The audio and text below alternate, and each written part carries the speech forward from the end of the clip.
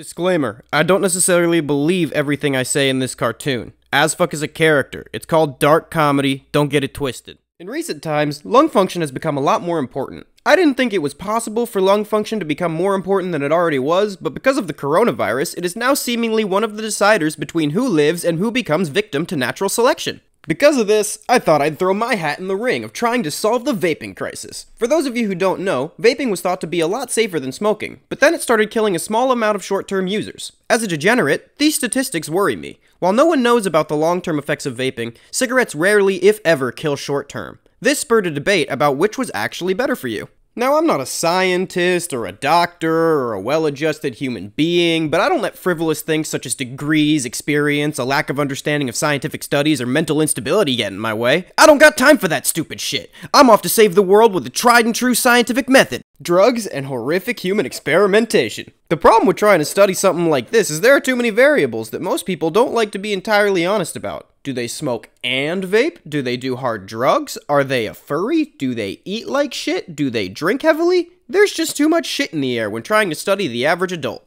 That's where I come in. I've developed a new method to test the health effects of both methods of consumption with a guarantee that the health effects will only be caused by which form of nicotine the test subject is using, aside from genetic factors.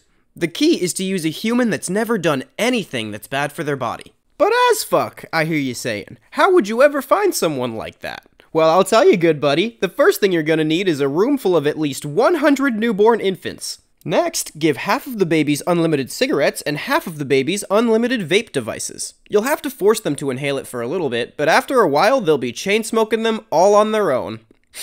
They grow up so fast.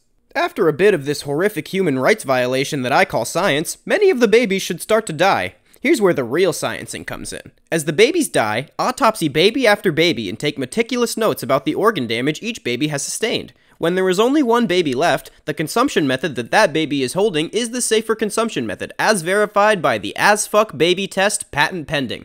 What?